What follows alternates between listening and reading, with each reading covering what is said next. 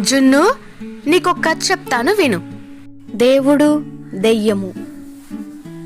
రామాపురం అనే ఊరిలో దేవయ్య అనే గొప్ప జ్యోతిష్కుడు ఉండేవాడు. అతడు మంచి మంత్రవేత్త కూడా. అతడు జాతకాలు చూడడంలో మహానేర్పరి. వచ్చిన వారందరికీ వారి వారి గ్రహస్థితుల్ని చక్కగా వివరించి చెప్పేవాడు. ఎవరి బంధువులైనా హఠాత్తుగా చనిపోతే ఆ చనిపోయిన వారి ఆత్మలను పిలిచి వారి ఆస్తి వివరాలు, వారి చివరి కోరిక వచ్చిన వారికి చెప్పేవాడు. అందరికీ మేలు కలిగిస్తూ అందరితోనూ మర్యాదగా మసలుకోవడం చేత అందరూ అతనిని దేవుడు గారు అనేవారు. కృష్ణాపురం అక్కడికి దగ్గరలోనున్న మరో ఊరు. అక్కడ ప్రజల్ని ఒక దెయ్యం చాలా బాధలు పెడుతోంది. చిలిపి చేష్టలు చేసి అందరికీ నష్టం కలిగిస్తోంది. ఇళ్లల్లోని వస్తువుల్ని తీసుకుపోయి ఎక్కడో పడేయడం, కుండలు గిన్నెలు బద్దలు కొట్టడం చేస్తుండేది. అంతేకాక వాళ్ళ పంట పొలాలను కూడా మంటబెట్టి కాల్చేసేది. పశువుల శాలలోని పశువులను అర్ధరాత్రి బయటకు తోలేసేది. అట్లా పోయినవి కొన్ని తిరిగి వచ్చేవి, కొన్ని కనిపించకుండా పోయేవి.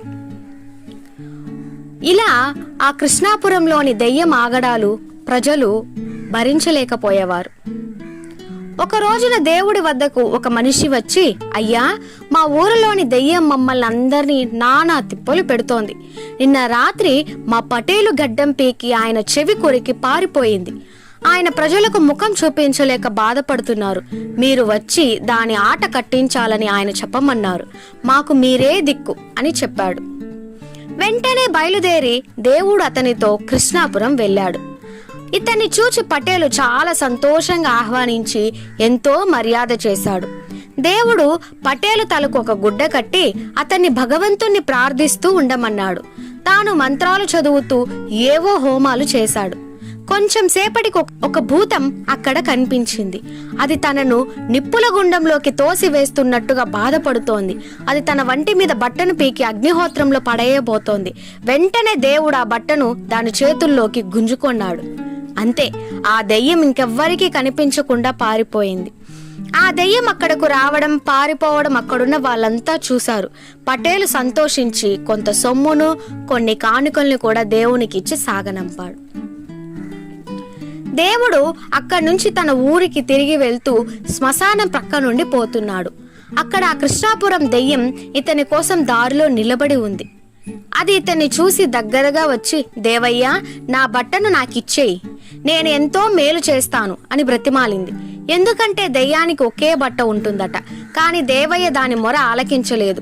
చివరికి ఆ దెయ్యం ఇట్లా అంది, దేవయ్య, ఆ బట్ట నీ దగ్గర ఉన్నంత కాలం నేను నీకు సేవ చేస్తూ ఉండాలి. అట్లా నేను ఉండలేను. దయచేసి నా బట్ట నాకియ్యయ్యా అని ప్రార్థేయపడింది. కానీ దేవుడు దాని మాటలు లెక్క చేయలేదు. ఇంటికి చేరిన తరువాత తెచ్చిన డబ్బు, బహుమతులు భార్యకిచ్చి వాటిని జాగ్రత్త చేయమన్నాడు. కానీ ఆ బట్ట సంగతి మాత్రం ఆమెకు చెప్పలేదు. దాన్ని జాగ్రత్తగా బీరువా అడుగున దాచి ఉంచాడు. ఆ బట్ట తన దగ్గర ఉంటే ఎన్నో పనులు సులువుగా జరుగుతాయి. అందుకే ఆ బట్టను దాచిపెట్టాడు.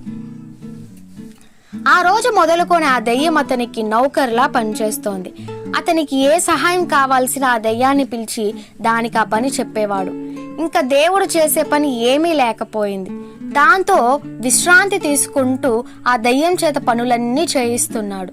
కొద్ది రోజుల్లోనే అతడు చాలా లావుగా తయారయ్యాడు. అందుచేత సోమరితనం పెరిగింది. ఇతరులెవ్వరికీ జోస్యం చెప్పడం లేదు. ఆ దెయ్యం వల్ల అతనికి ఎంతో సుఖం వచ్చింది. మధ్య మధ్యలో తన బట్ట తనకిమ్మని ఆ దెయ్యం అడుగుతూనే ఉంది.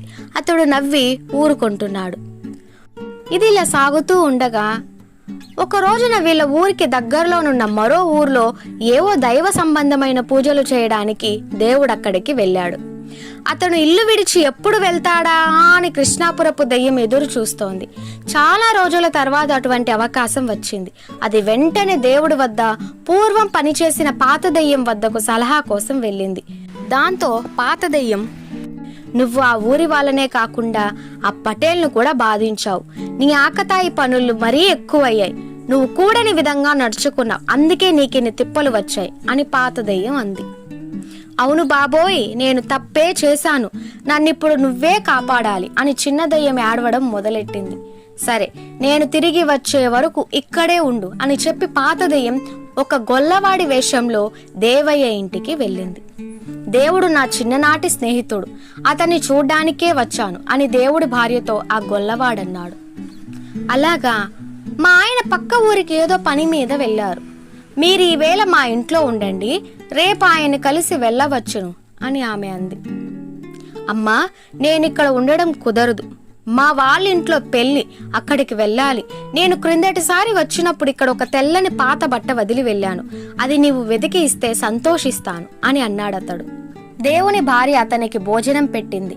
తర్వాత వెళ్లి బీరు అడుగునున్న పాత బట్టను తెచ్చి అతనికి ఇచ్చింది. ఆమెకు ధన్యవాదాలు చెప్పి వాడు వెంటనే వెళ్ళిపోయాడు. పాత దయ్యం ఆ బట్టను తీసుకెళ్లి చిన్న దయ్యానికి ఇచ్చి, జాగ్రత్తగా మసులుకో, ఇంకెప్పుడు ఎవరిని బాధించకు, ఈ బట్టను పదిలంగా కాపాడుకో అని చెప్పింది. ఇటుపైన ఎవ్వరిని బాధించను, నీవు చెప్పినట్టే మసులుకొంటాను అని చెప్పి చిన్న దయ్యం వెళ్ళిపోయింది. ఇంటికి తిరిగి వచ్చిన దేవయ్యకు అతని భార్య జరిగిన సంగతంతా చెప్పింది. వచ్చినవాడు నా మిత్రుడెవడూ కాదు, చిన్న దెయ్యం పంపగా వచ్చిన మరో దెయ్యం ఆ రూపంలో వచ్చి ఉండాలి. ఏమైతేనే నన్ను మోసగించి చిన్న దెయ్యం తన బట్ట తాను పొందగలిగింది. ఇంకా నాకు పనులు చేసి పెట్టే వాళ్ళెవ్వరూ లేరు, నేను కష్టపడవలసిందే అనుకొని ఎంతో బాధపడ్డాడు. దేవయ్య మళ్లీ జాతకాలు చెప్పడం మొదలు పెట్టాడు. సంపాదన లేకుంటే రోజులు గడవడం కష్టమని తలచాడు. సోమరితనం మటుమాయమైంది. కష్టపడి సంపాదించడంలో ఉన్న ఆనందం ఎంతో గొప్పదని గ్రహించాడు. ఈ కథ గనక మీకు నచ్చితే ఒక్క లైక్ ఇవ్వండి.